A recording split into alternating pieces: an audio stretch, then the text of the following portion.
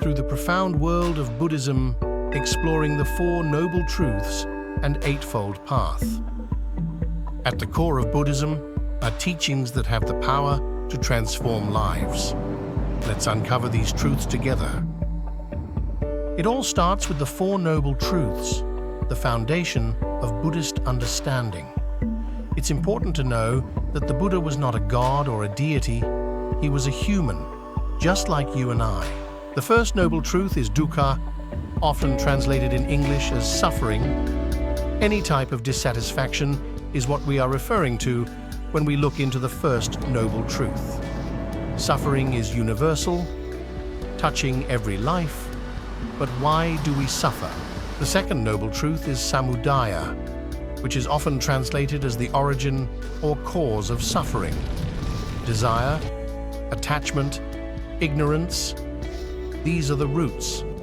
Can we untangle them? The third noble truth, or Nirodha, translates that there can be an end to suffering. Imagine an end to suffering. It's possible. But how? Stay tuned to discover the path.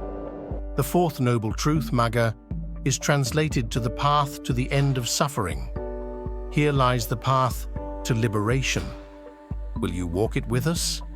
This leads us to the Eightfold Path, a series of interconnected practices and principles that form the blueprint for navigating life's complexities towards the ultimate goal of enlightenment. Before we get to the Eightfold Path, it's important to understand that the word sama is often translated in English as right. When we use the word right in English, this doesn't refer to right or wrong, but whole, proper, or complete. First, we'll start with right understanding and right intention. Both make up the wisdom components of the Eightfold Path. Right understanding, or samadhi, invites us to see the world through a lens unclouded by prejudice and illusion.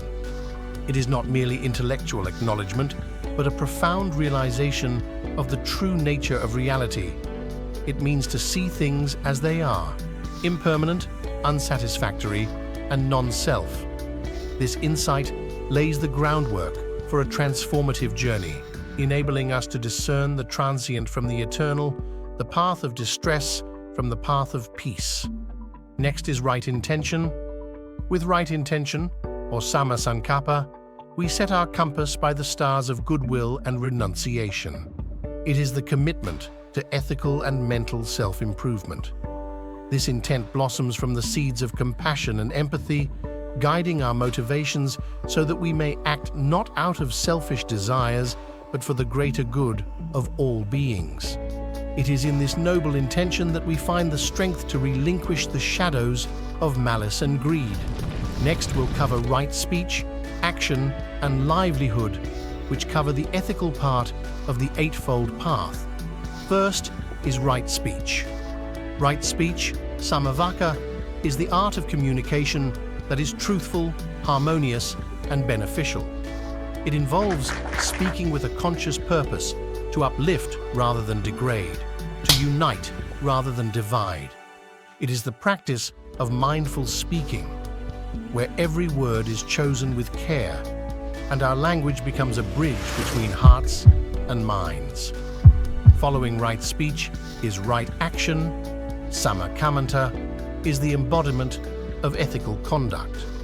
It extends the purity of our intentions into the physical realm, translating our inner goodness into actions that respect the sanctity of life, property, and personal relationships. This principle exhorts us to move through the world with grace and responsibility, ensuring our deeds contribute to the welfare and happiness of all life. The last component of ethics is right livelihood, sama ajiva, which encourages us to earn our living in a way that is honorable, beneficial, and devoid of harm. It is an invitation to engage in work that contributes positively to our own development and the well-being of others. Through this conscientious way of living, we weave our daily labor into the larger tapestry of a compassionate society. The last part of the Eightfold Path is that of meditation or mindfulness. Although each aspect of the Eightfold Path appears to in a numerical order like steps, it's important to understand that each aspect of the Eightfold Path is interconnected. Next, we will cover right effort. Right effort, samavayama, is the relentless pursuit of virtue. It is the diligent cultivation of positive states of mind, the unwavering commitment to self-reflection and growth. This effort is not sporadic, but a sustained endeavor to refine our thoughts, words, and deeds, ensuring that our energies contribute to the spiral of ascension towards spiritual maturity. Following right effort is right mindfulness. Right mindfulness, samasati, is the practice of complete awareness and presence in the moment. It is the keen observation of our thoughts, feelings, and sensations, without judgment. Through mindfulness, we become intimate observers of our own existence, cultivating an awareness that is both panoramic and penetrating. Finally, right concentration, sama-samadhi, is the practice of focused attention that leads to deep states of meditative absorption, known as jhana. It is through such concentration that the mind is purified of its distractions, allowing for the emergence of insight and the realization of truths beyond the reach of intellectual discourse. Each of these steps, though distinct, is deeply interwoven, creating a tapestry of practice that, when followed with dedication, can lead to profound inner transformation and the ultimate liberation of nirvana.